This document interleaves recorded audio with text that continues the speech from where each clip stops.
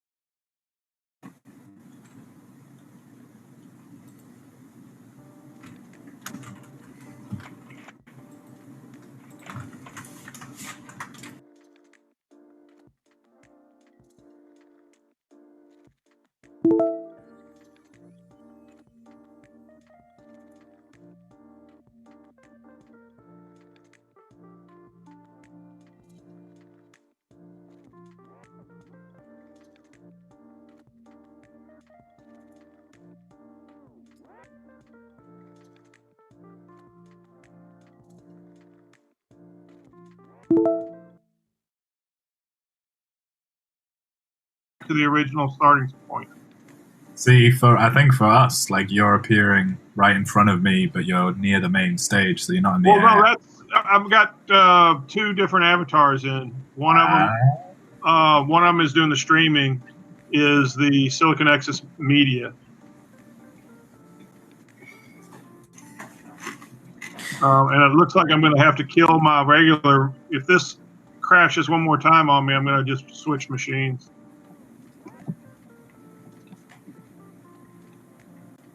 Do it for mine. You can try lowering you. Everything should be good. All right, guys, we had a little technical issue. I was still trying to work through it, but we're going to go ahead and get started for this 2 p.m. EST panel. Thank you for everyone being here. This is the biggest crowd so far of the day for a panel, so this is going to be a lot of fun. So Just make sure if you're in the crowd to have your mic muted, bottom left-hand corner, first icon, click and make sure the red slash goes through that microphone. On the right-hand corner, bottom right-hand corner, click the video to see the different panelists. If you want to full screen somebody, scroll over and click the 3 dots and you'll have a full screen option.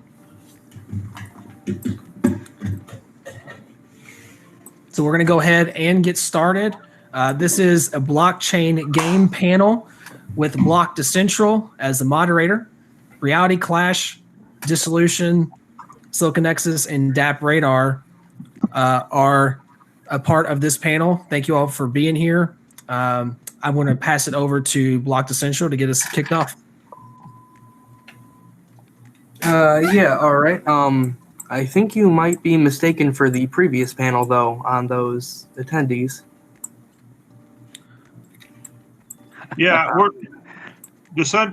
you did list the wrong group. Excuse me. Sorry, I was looking at the wrong. Sorry, guys. I have a lot of notes everywhere. I apologize, you all.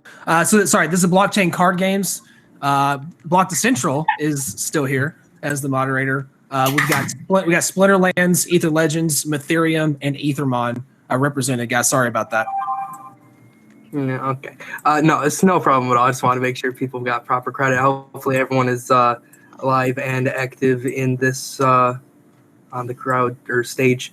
But yeah, really. So just to kind of start it off simple. I know we touched basis on the earlier one about the kind of differences with NFTs with older games like Magic the Gathering Online, Magic the Gathering Arena, other trading card games, and thereof like digital trading card games versus some of the crypto games that are currently out today.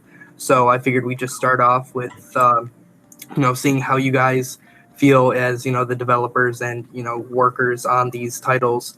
The differences between your games, the ones that run on the blockchain, and the more traditional style digital card games like Hearthstone, Magic Gathering, Arena, so on and so forth. And we can start on the either side, really, very left if you want to, with Jesper. Leave my Ethereum if you'd like to go first. And sorry, Jesper is having some microphone issues, so we'll shift to the right. Then yes, we can move over and come back to him at the end. So then that would be Curran here. If you're, I'm here. yep. Okay. Perfect. Yeah. Hey, Brian. Thanks again. So I think in part what differentiates us.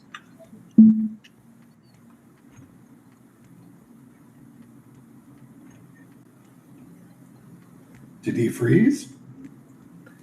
I think so. That face looks pretty solid. True asset. Yep. It happens with these sort of things. Can you guys hear me? Yes, but you did freeze up for most of that beginning statement, so I don't know if you'd like to repeat or. Let me turn off the video. Stand by. Okay. Is this better? So far, so good. Okay. No, I think the biggest difference between mainstream and what blockchain is trying to achieve is basically content ownership. So you can tokenize data, that being trading cards, accessories, weapons, whatever that is. And then as opposed to mainstream where everything is centralized, it's owned by the game company. You have all these assets that you can't really do anything with. So I'll give the prime example of World of Warcraft. Back in the day, I'm a 10-year of World of Warcraft to say the least. I've played a lot. And I also remember the days of trying to sell your account and then getting banned for, ever. So then your account is just gone. But time invested into a game, I think, is key, where you spend a lot of time and you really want to get something out of that, whether that's, items, gold, skins, whatever it is in your game that you have, and then you can monetize that by doing tokenization of those assets. And if I'm done with the game, or if I want to be a part of the ecosystem of the game, I can trade those token assets as represented as my digital content. So I think personally, that's what separates us. Generally speaking, from the AAA games, is that the user and the player is in complete control. They have total ownership, and I think that's the main benefit to what blockchain has to offer. Yes, I definitely agree with you there. I don't know, Eggroad, if you want to go next, if there's anything particular with your guys' games that kind of make it stand out from the traditional digital trading card game. Well, generally speaking, I think blockchain enables some good stuff. You get the benefits of physical card ownership. Now it's through a token. But then you also get the benefits of digital things that now are open 24/7. So, typically for like Magic, you can really only play the old school game when the school is open, the store is open, or your brother's awake. But now you can really just do this whenever. So you get the convenience of digital, the ownership of physical, and then you also get this benefit of being able to earn while you play. So like in Hearthstone, you might actually earn something, but because you can't sell it, it doesn't have value. Whereas if you're earning rewards cards in Splinterlands, you're actually earning something of value. So I break that down as play anytime, trade anytime, and earn every win. And I think that whole system is unique to blockchain-based games. Yeah, I definitely agree. And definitely one of the things that a lot of people have found irritating about these micropayments in, these other games like Hearthstone, buying crates and whatnot, and then you have the games on the server or the cards on the server, and you can't trade them, you can't sell them, can't do anything with them, in the account besides play with them. And so I definitely agree. Yes, well, you got your mic working yet? We good to go over there, or still troubles, I'd assume? Oh. Or something. It's not. Okay. No matter. Hopefully he'll come back soon and whatnot. I know as far as a few of these games that, as we were talking about quite a bit in the last panel. Sorry, give me 1 second. Ooh, my apologies. That, with these Ethereum, gas fees and whatnot, and, some of the scalability issues on some of these blockchains that, it can cause a bunch of hindrances for a lot of these titles. And I can imagine that being especially true for these, the trading card games, wherein, when you go and buy and sell, some of these cards, depending on the marketplace, if you're, using Ethereum, have it in like an NFT token, let's say, and you're selling it on OpenSea, right now the fee for it, buying and selling it, is going to make it pretty much not worth the, cost of getting the asset itself. Splinterlands, I know you guys are currently on Hive, and that has since allowed you to hold quite a few bit of players and transactions going through, and allowed your marketplace to be quite live and active. How have you seen that kind of struggle on the blockchain for scalability, and where do you see it going in the future as the game continues to grow in popularity and gain more, users? Well, so when we first told people, we started on the Steam blockchain, which most people know from Steemit, and then we left it once Justin Sun acquired Steemit. So we moved to the fork called Hive, and when we first started on Steam, and really even since we moved to Hive, people have thought they often instead of Ethereum, and it's always with like some push of like, why did you morons do this? But I do think that we could have raised more money having gone on Ethereum, because if nothing else, the DeFi boom, it just shows how much people are willing to pump absurd amounts of money in through Ethereum apps.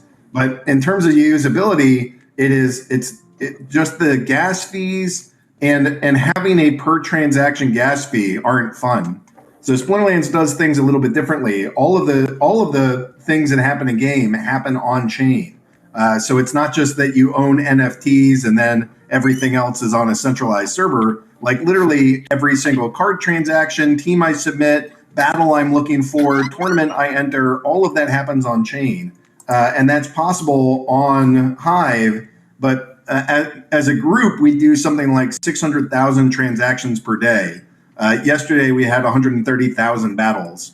And so you can't, if every single one of those had a gas fee, one, it becomes, incredibly expensive, but two, it just stops being fun, right? Like if you as a player want to do 50 battles and you get charged 50 micro fees, which these days aren't even all that micro, that's just not a good gaming experience. So I think we missed out on maybe being able to raise some more money, but we've really been able to maximize just the utility of our game, how many people can play, how many people can interact.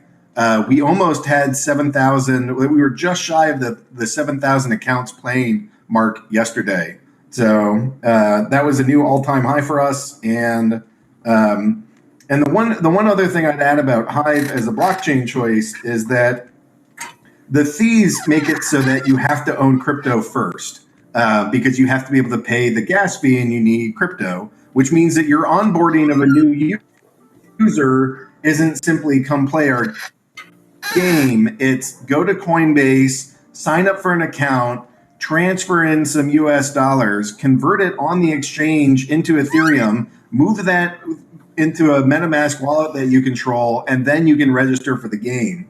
And that is a huge ask for normies. Whereas with the approach that we've taken, because you don't have transaction fees, we just log people in with a username and a password.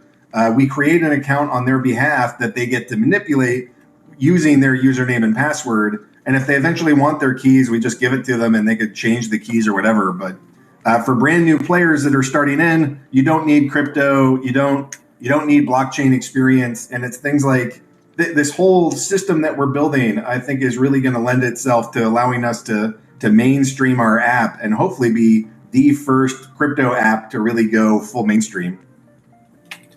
Yeah, it's definitely seen quite a bit. I believe I heard from DapRadar John earlier that it was number one still for quite a little while on the game section through the site. So definitely getting quite a bit of users, and that answered most of pretty much the question of trying to advertise the game and get users into it, because of as you went through the very long and extensive process of trying to get a wallet and get everything set up to jump into some of these other games. I don't know if Jespa's mic is working yet, but I know at least Ether Legends, I believe, is also running through the Ethereum blockchain. So I don't know if you guys have any sort of scalability solutions that you found, or any methods to work around this within the game, whether it be on a server or through other means. But I do know that quite a few titles have been looking for alternatives other than Ethereum to transfer their games over to, just because of the amount of users it can hold, and the amount of transactions it can go through and the price of it. All right. Yeah, absolutely. So everything that was just said about Hive Chain is the opposite of what Ethereum is dealing with right now, which it's difficult to onboard players without a multi-step process.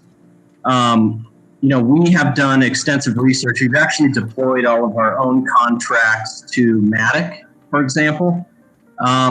But to be completely honest, nothing against Matic, by all means. There are limitations that we find within how we want to employ our ecosystem. And the best fit for us at this time was going with Engine. So I think everybody understands, hopefully, who Engine is. And they are building a scaling solution that eliminates all the fees, but it does not address the onboarding of gamers to get into a game and buy crypto from Coinbase and so on and so forth. So our path right now is to go with Engine. We've talked about multi-chain solutions as well, whether that's Hive, whether that's Wax Chain. We've been looking at other ways to solve the issue because I will tell you, just to be honest with everybody, and I think everyone can agree on Ethereum, it's been crippling. We set up I heard somebody talk earlier about, wouldn't that be cool if you could have this sword in the game and it shows up visually? And we set up something called forging, which allows you to kind of manipulate and forge two NFT assets together. And that was all done on the blockchain. We literally released it right when the fees went crazy. So it's been unfortunate for us in the standpoint of investment of time into trying to roll out an ecosystem that something out of our control is no longer supported. So we've taken a few avenues in looking at how the forging element, which is a critical part to our game, how that would work, where you could accomplish several things off-chain, and then with Engine's scalability solution, you could issue a particular asset for how you kind of decide you want your character to be or to look. So ultimately, our long term is to stick with Engine. We are going to continue investigating other chains as far as just propagating the game, and seeing the success of Splinterlands is actually something that's really eye-opening and important, because I think on Ethereum, gamers are really being left behind, gamers and players and developers, especially with the DeFi boom, because gaming may be 100 million of a 300 billion market, and there's no love and there's no attention. So we got to kind of work through it and do our best. Yes, you make some excellent points there, and I know a lot of people have been looking at Engine, a lot of developers for scalability and just using the Unity platform to make just kind of overall more quality coded and detailed games than what a lot of Solidity and Ethereum can do at the very moment. And so hopefully that works out. But I know you guys are doing something quite a bit different as far as actually minting the QR onto physical versions of the card and then having two different versions of the game. Has there been a lot of challenges in this current ecosystem as well, as far as like trying to mint physical versions of the card, and as well as like the quantity? Because I know that right now they're being sold individually, and that most decks take a decent number of cards to set up, as well as getting more packs and whatnot. Yep. So yeah, sure. So I think the simple answer, so to kind of back up a little background, is that the entire concept actually started as a physical trading card game, and we were able to figure out a way to actually create unique QR codes for each physical card generated, where you could scan the card and then it would redeem it directly to the blockchain. So you kind of have that tether ability. If you don't want to do it, obviously you don't have to scan that card. But with the environment, that is a transaction to redeem the card. So based on the fees, I don't even know what that would cost. But we have been in discussions with Engine to adapt that QR function. And that's another thing that Engine has to offer is they do QR drops, and they're releasing that aspect to developers that you can create one QR code, you can create 100 of the same item, and in conjunction with that scalability solution, there will be no fees associated with redeeming that asset.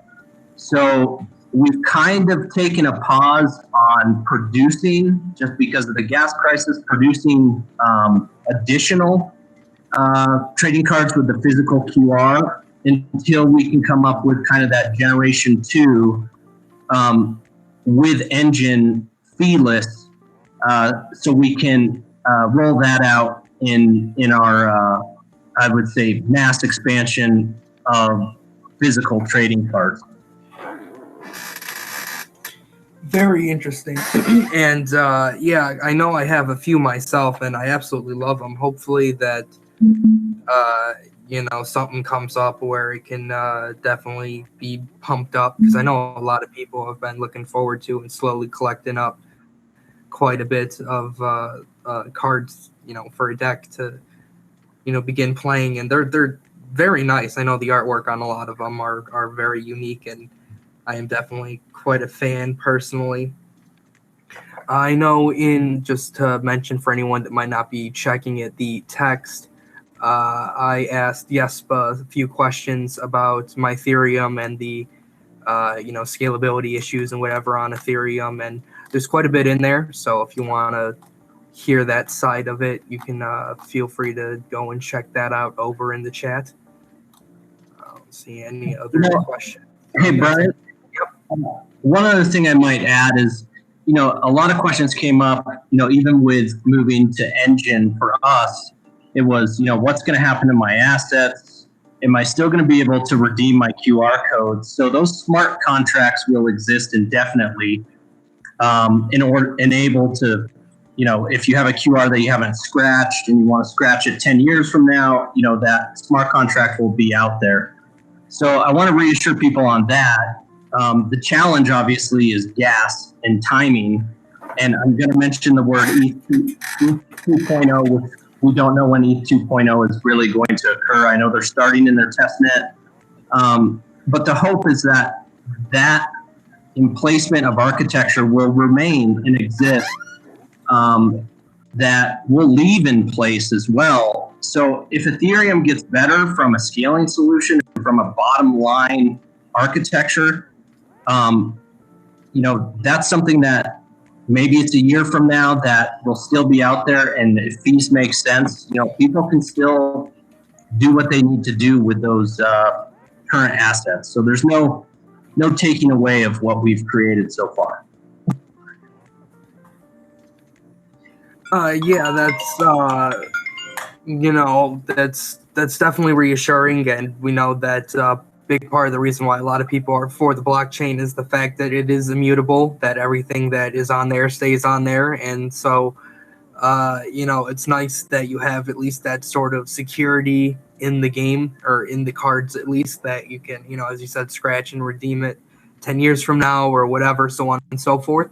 Plus the fact that, while a little bit more expensive, actually having the physical cards with the QR, as you were kind of mentioning, sadly not so much right now, but not only will you be able to play the digital version, online with anyone all over the world, whatever, connect with all these people, but if you and say, your friends or whatever have, a decent collection of the cards, you can then, play it in person and on a more personal experience. And as far as that, I know I mentioned slightly in the other panel that some earlier games like CryptoKitties, how they just have like a picture, on a square kind of like trading card looking, thing. It's like, here's your cat, you get it, you have this asset. And I know my Ethereum, as well as Somnium Space, you can do things with those CryptoKitties now. Like in my Ethereum, you can transfer it over to the Forge within the game, at least when it was live, and convert that CryptoKitty into a trading card that would have its own, stats, be part of its own set, have its own unique like rarity. And in Somnium Space, you can take those CryptoKitties and turn them into like 3D virtual moving, kind of lifelike digital cats, which with that platform in particular has VR capabilities, so you can put on a headset and walk around like it would be, like your own, digital live pet. Do you see either of your games, any of the games, evolving to further kind of implement these kind of next gen technologies in a way that'll avoid or not to allow users more kind of like freedom and like the more ability to do extra with it, like to trade it between games to prolong its life for say, or like to add this extra content to it? Yeah. If I may, I know I talked a lot already, but for Ether Legends, you have the multiverse with Engine, which I think the beauty of blockchain in general is that look at it as a public database. So if you own an asset on CryptoKitties or you own an asset on Chibi Fighters or whatever it is that you own, any game can create a mechanic to bring in and make that asset usable. Obviously, with permission and collaboration is preferred, but even without. So if I wanted to bring in a CryptoKitty and have that represented on a trading card, I absolutely could do that. So I think the concept with Engine's multiverse is that's exactly what they're trying to do with one asset in multiple games and then grow that collaboration. And I think the bounds are endless on how you do that. We've done multiple collaborations with not just Engine games, but other games where we've had assets that are usable in, whether it's Grasshopper Farms, my Metaverse, or other things. And then likewise, we take their assets and we can utilize those in our game as well to display them as trading cards or characters that have certain stats. And really, the sky's the limit. And I'll shut up. Thanks. Yeah, no, that was definitely great. We only have, I think, 2 of you at the moment that are able to speak. So whatever we can get definitely helps. Hey, bro, I don't know if you have anything else to add as far as your game goes.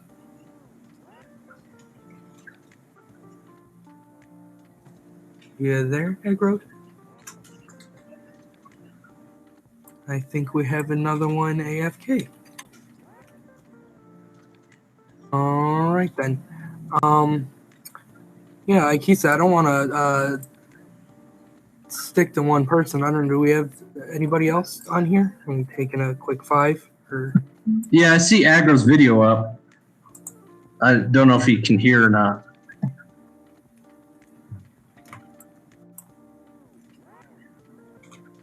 no idea.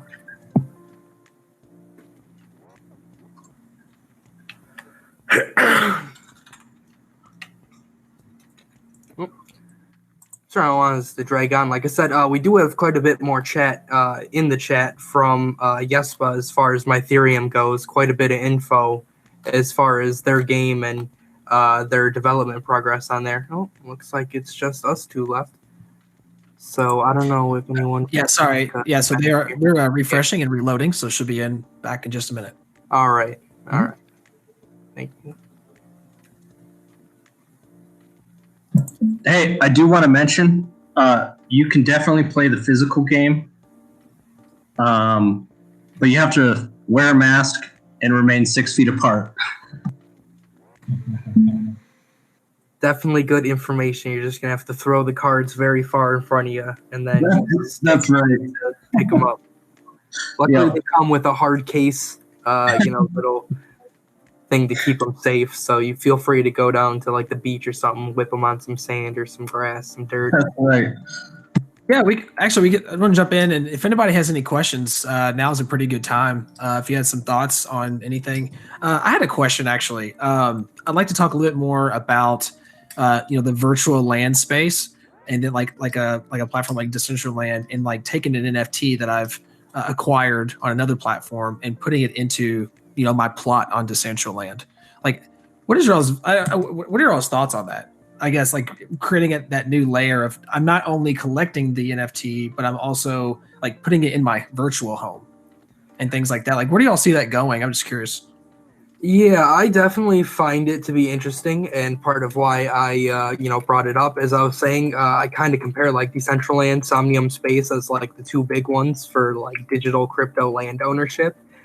And I definitely think, as a lot of people have been saying, sky's the limit once people really get this technology unlocked as far as like Somnium Space, because I know they actually have their VR already done and like ready to go. They have like a planetarium in there that you can get tickets for with their crypto token and actually go and see like a live show. And then with some of these assets, kind of like what I was trying to talk about earlier with Reality Clash, if you could import, say, some of those games like, an FPS to VR, and then you have digital gun skins or whatever as assets to be able to convert into, 3D virtual guns that you can, actually carry around and keep holstered and use within the games.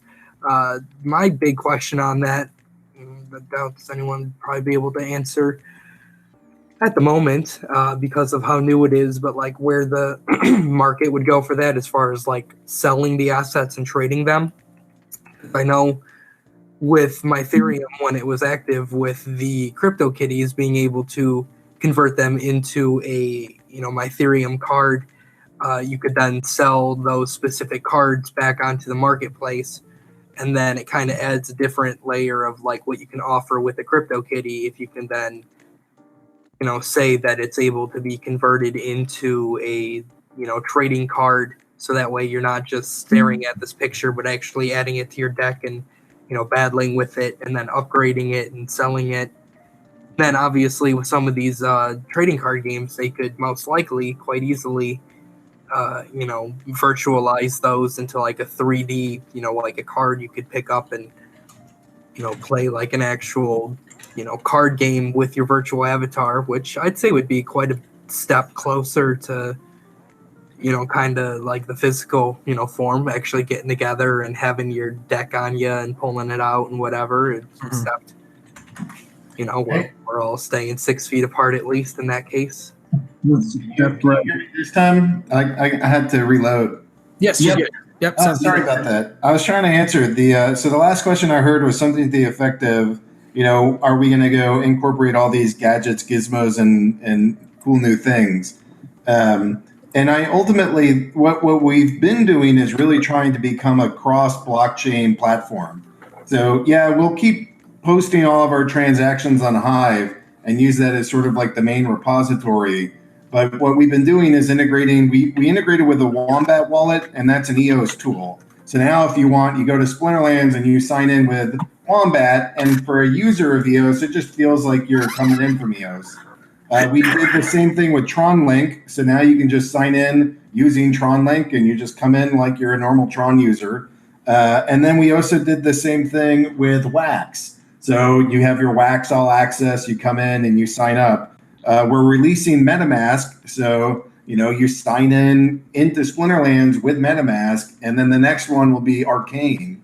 And so before we get to all like the really cool stuff of VR tools and other ways that we bridge NFTs from one place to another, like we're just starting at the smaller parts of it's a little bit more manageable to try to bridge these communities and making it so that the players just feel like, oh, I'm just logging in with the tools that I'm used to. And I think that goes a long way. So building out the local ecosystem versus, because you got to build that first. I mean, I'm trying to do a big picture here, I guess, but building out your own ecosystem first to where it's more seamless, then branching out to take that, let's say that NFT or that collectible into the VR space, into where it really starts taking off from that standpoint, is the way I see it, right? Yeah, I mean, because look, I'm super proud of where we've gotten. We got that 7,000 accounts in a day, and that's killing it. And I'm super proud. But like, you got to stay humble because it's still like 9 a.m. to 9:05 a.m. on Fortnite.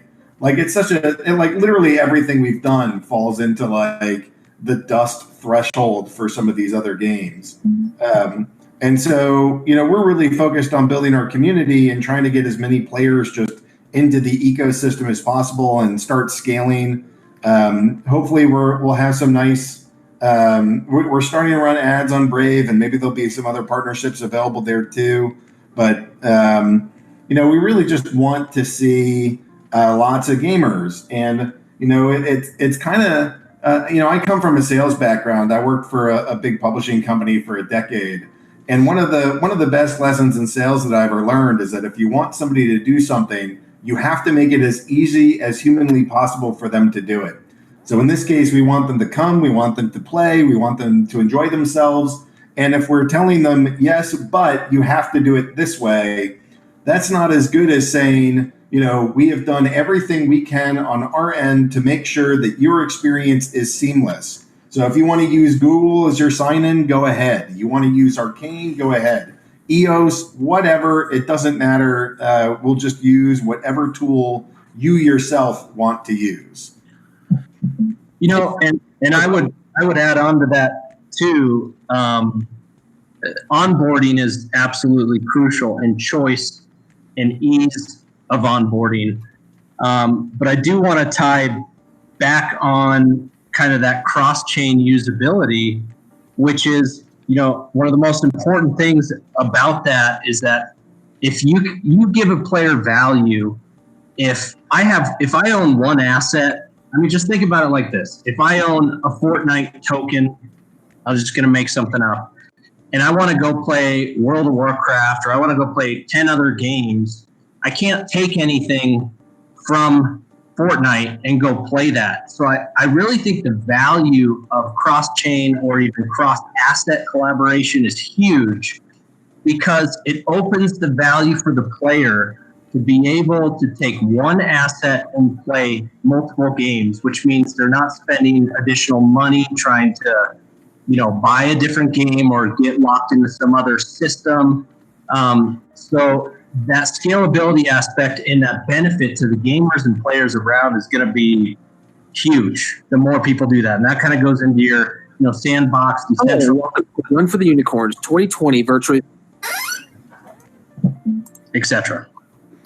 Yep. So I think that those kinds of things will come, and we'll get there, and it's going to be a better experience than what players have really had advantages to. I want to be cautious because these games are the games are like this weird mix of decentralized and still private companies. So we exist as businesses, and there's no way that we exist if we're not able to sell products. So whereas I want to be able to bring in other games assets into my game, and actually one of the ways that we look to do that is by incorporating payment methods. So for example, we just allowed for us to pay out tournaments in ERC20 tokens. So GameCredits.org is GameCredits is an old school project on Ethereum. They're one of the first gaming-centric tokens to exist, and now our system can both accept that for payment and dole that out as a reward in a tournament.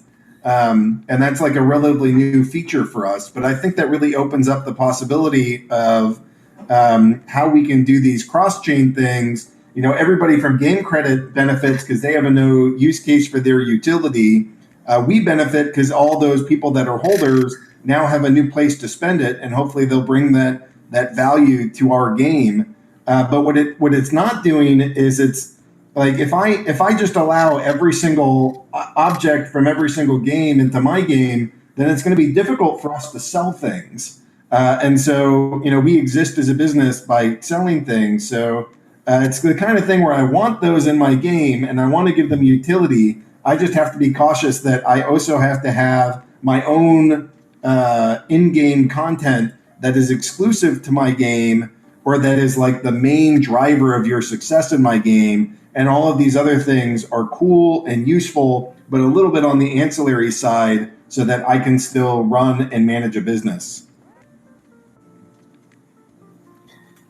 Yes, I think that's definitely well said. I don't know if we have any questions from the audience. I didn't see any other ones left in the chat. I don't know if someone can. Yeah, just a reminder, if you do want to ask a question, you can hit the raise hand button, bottom left-hand corner, and then you can ask that question via audio, or you can type it into text, bottom right-hand corner, just hit the chat bubble. But we'd love to get some more questions for sure. And I'm sorry for asking another. Can I ask another question? Is it okay? Yeah, that's no problem at all. All right. I don't know how you could split this up, but on your all's platforms, what is maybe the split between collectors versus traders versus investors? I'm very fascinated by that because I think there's an entire world of those three.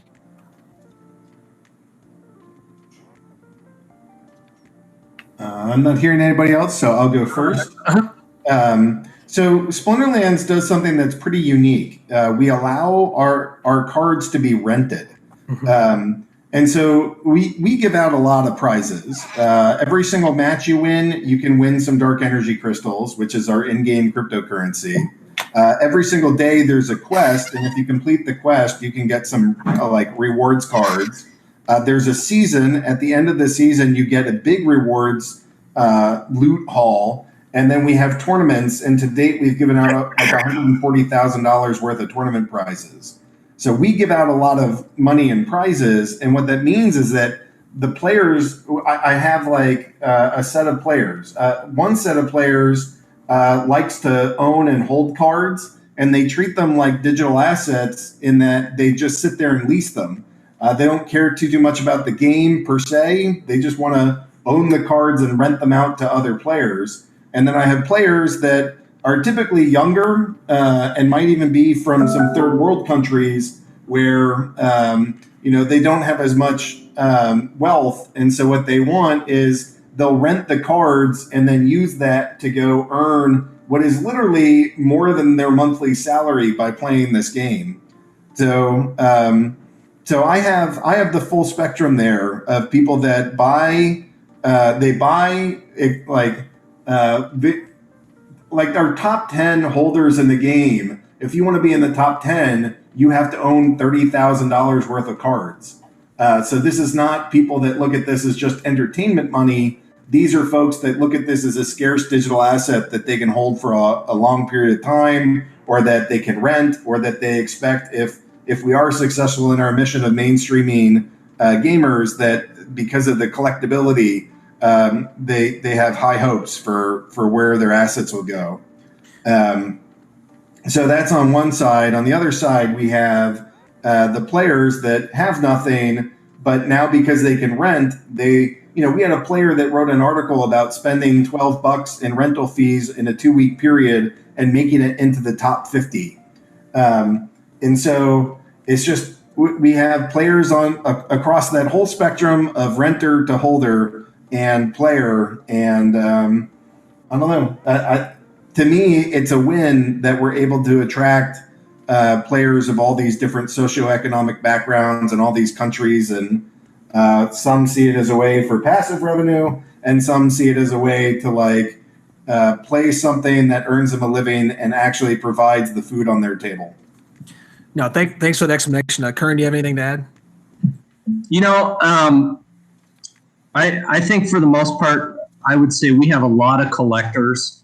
The artwork and the scarcity of some of the items is low. The artwork is really amazing. My buddy of many, many years, world-renowned artist Mark Ludi, he's been doing this a long time, but his contributions have really made a lot of this possible. So I think you have a lot of the collectors. I think the staking part of it, especially with DeFi, we have it on our roadmap. But a lot of that is contingent on the engine ecosystem and the feeless aspects that go along with that, on what we're looking to do from a rewards standpoint. I'll say more staking than it is renting, but you could probably call them the same thing. And then investor-wise, we do also have our own ERC20 token, which grants utility in what I mentioned before about fusing cards together, like forging. If you take one NFT and another, it does require a ERC20, which is our kind of gaming currency. So I think it's a mix. I think everybody, wants to, get reimbursed for their time that they put in. So I think it's more than just the assets. But when they play the game, it's the time spent and what do you get out of that? So I think there's multiple layers of investment, of collection, of playing the game, where all these things simultaneously can offer a player the benefit of rewards. No, thanks for answering that question, because that comes up in my mind a lot, kind of splicing it into those three parts, trader, investor, and a player. Because and sometimes it can be you can be all three, which is really interesting. Like you said, doing what you love by playing a game you love, essentially. I mean, in the end, right? So it's different than 10 years ago. Yep, exactly. I'll pass it back to Brian. Sorry, I had some questions. Yeah, no, that's problem. No problem at all. That was pretty much everything for me. You guys definitely covered most of what I had asked, and then as far as Jesper, all of his comments and content are over in the public chat. So definitely feel free to go over there and read all that. And unless there's any other crowd questions or chat comments questions, then that's or if you have a comment, this is an interesting comment from chat. If you go down bottom right hand corner, click the text bubble. This is from Crobert. Hopefully I'm saying that right. In a recent Twitter survey, Splinterlands players answered the question, what is your favorite thing about Splinterlands? 40% battling, 11% markets, 28% rewards, 24% collecting. I find that fascinating just to see those numbers. Yeah, I definitely agree. I don't know if anyone else on here, if Jesper has any stats like that from when the game was active or whatnot, but it's always very interesting to hear what people are really interested in, as aspects of the game. Mm-hmm. Yeah, it's fun because that's like a mix of I'm here to go for the competitive spirit of the game and the like trickiness of the ecosystem of how they battle and how you put up your teams. There's some that are just here to like flip cards. We have a bunch of players that like to buy cards low and sell them high. And, the market cap of the cards total is over $4 million. So and there's a lot of activity. We have like $3,000 to 10 to, on low days, it's like 3 to 5. On medium days, we're doing 5 to 10,000. And then, strong market days, there's over $10,000 in player-to-player transactions, and there's whole like automated bots for trading. So there's a bunch of dudes that just like to sit around and swap the cards. And I know one guy that's made over $80,000 by waiting for whales to kind of rage quit from the game, buy their decks, and sometimes they'll even just sell their decks back to them at a profit. So the rewards are the people that are really there to just like earn. So there's folks that are looking to earn money by playing this game, and that's a big part to them. And then we have a whole piece that just are like, the silver folks and the gold folks that just like to collect coins. They might have stamp collections or all kinds of little collections that they keep. And Splinterlands just falls into that list of what they like holding. So yeah, we really run the gambit in terms of who's in the game and what's their motivation for being there. Yeah, for sure, definitely, and the game definitely has its great aspects, and I've played it for quite a while myself, and I can definitely see why, as far as the crypto games right now, which, as you mentioned, even with 7,000 daily users is a drop in the bucket as opposed to a lot of these AAA game developer, studio titles. But, the crypto gaming market is still extremely niche at the moment, as well as just the amount of people that actually know what it is and the opportunities that it holds and, the games that are currently out for it. So hopefully once, more people start to, realize that these games are out here, we'll begin seeing, another much larger influx of users. As far as from Jesper, just at the end of this, I know he was saying that the tournaments and strategy prep was the key community focus when his game was active. I definitely had quite a large hand in playing it. I was very active. I had a decent-sized guild when my community was a bit more active in the gaming side of things. I think like 30-something members. You had like gold production, produce production, like stone and wood and whatever, and you could, build up your wall and then challenge other, guilds and whatnot. And then you would have the tournaments. They'd have weekly tournaments, card, battles with different amounts of pots and legendary cards and whatnot. So, a lot of great content over there. Planning on coming out with the 2.0. You can also see most of this in the chat if you head over there. But that was definitely one of my favorite crypto games when it was active and when I was a lot more active in it and whatnot. So definitely wishing for the best over there. I don't know if we have anything else that anyone wants to add before this panel officially closes. Yeah, go ahead. Okay. No, I just wanted to thank everybody for setting this up. A shout out to Jared and Andrew for getting this together. I think it's been awesome, an awesome experience, and I appreciate the invite to talk to people. I would close in saying I think a lot of us as indie developers are really the trailblazers. So the AAA games can have a free pass in the next few years to come on board.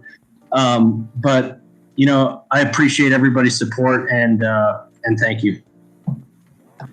Great to be here. First off, kudos to the Gamer Job people. This is a cool platform, and kudos to Silicon Nexus for hooking up with them. Come check out our game, splinterlands.com. We're always looking for more players, and hopefully we can find some good hardcore gamers and collectors. And we have a Discord, so if you go to discord.splinterlands.com, that's the best place to kind of join this community. Yeah, definitely jump into chat, you guys, and post your community links to Twitter. If you scroll up, I posted your all's Twitters, but feel free to repost those to refresh it on the chat, as well as the Discords or any other place that we can connect with you all. Because that's right now. I think it is about, like you said earlier, it's about building community within your ecosystem and building the player base. So.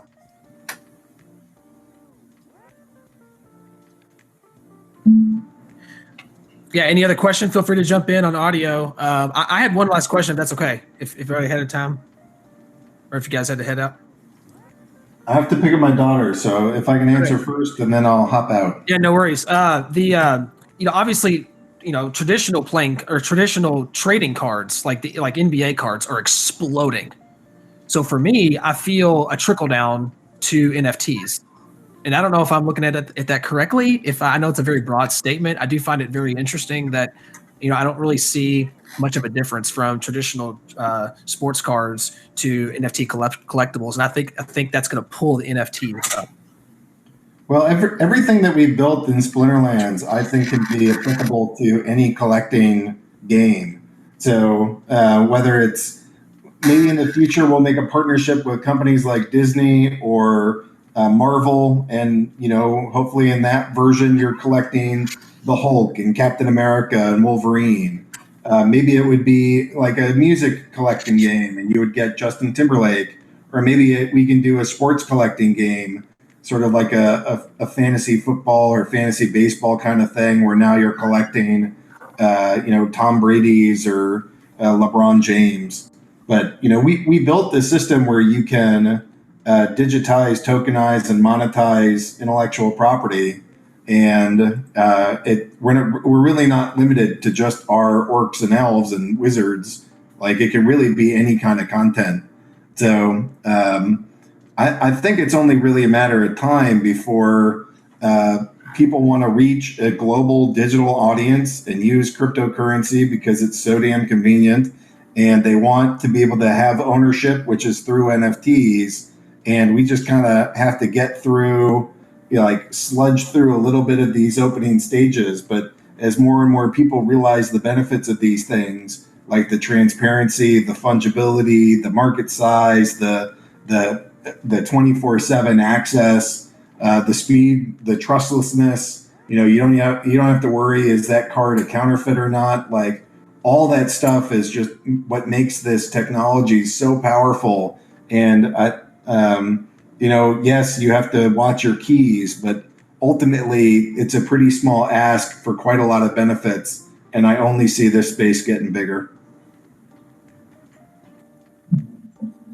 I concur with everything that was just said. Yes, very well said indeed. Definitely think we're all in agreement there. Well, hey, we're at the end of the panel, past the time. Thank you all so much for jumping on. I really appreciate you all sharing what you guys are doing. I'm obviously fascinated with it myself as a consumer, but just I love talking about the different markets. I think it's really interesting. Thanks for everybody jumping on and asking questions, and the chat has exploded during this last hour. So yeah, you got to just scroll through and make sure to connect all the Discords, all the Twitter links, and everything else, all the YouTube links that are being dropped in there. Feel free to do that because that's the way we can connect. So, All right. Well, thanks everybody. Thanks for having me on here. Come check out splinterlands.com and join us at discord.splinterlands.com. Thanks so much. thanks, Agro. Yep. Bye. See ya. Thank you, Karen. I really appreciate it. Yeah, anytime. Thanks for putting this on, Chris. Gamer Jive is one of the best VR tools I've used, so appreciate it. The team appreciates that. Lock the Central, aka Brian. Thank you very much for doing 2 panels. Yep. I'm definitely glad to be here and glad to help out any way that I can. Yeah, so make sure, quick thing, bottom right-hand corner, attendee list, click the person icon, and then if you click a person's name, you can connect with them right there. It's a great tool that you may overlook. You do not have to click someone's avatar. So if they're in the room where you're in, you can click the attendee list, the person icon, bottom right, click on the person you want to connect with, and you can do it right there. You do not have to chase them around and click their avatars because we had a question about that earlier. So yeah, feel free to connect with everybody.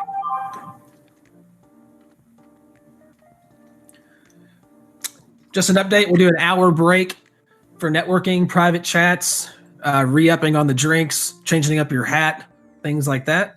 We'll be started. Nick Saponaro, CIO of the Divi project, coming up. It's going to be a fun one. 4 o'clock EST. A few of us are going to take a break, and then we'll be back at it.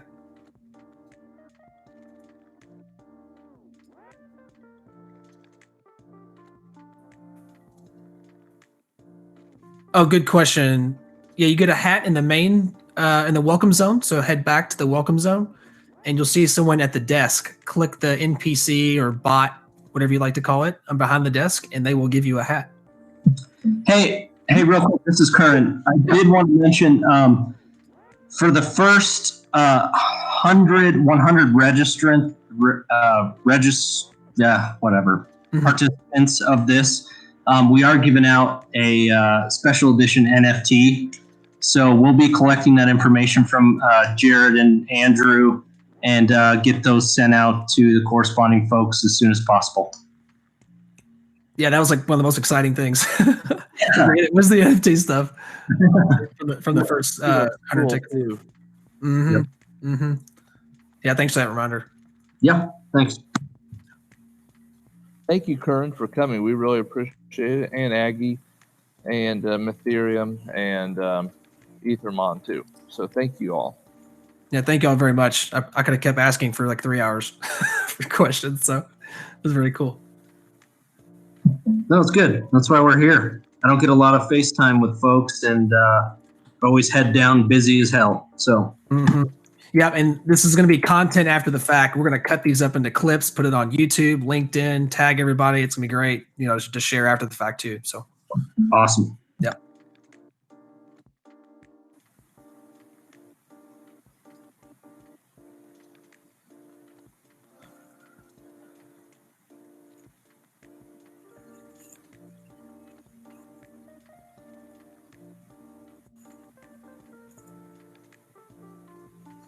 I'm probably going to take a quick break, but I'll be back, guys. All right, I did post the schedule in the public chat. If you guys want to check that out, if you want to pin that somewhere. Thanks, Jared, for putting that together. Again, we get an hour break. Oh, and then, you're welcome, yeah. Top of the hour, 4 p.m. EST, Nick Saponaro for the Divi project coming up.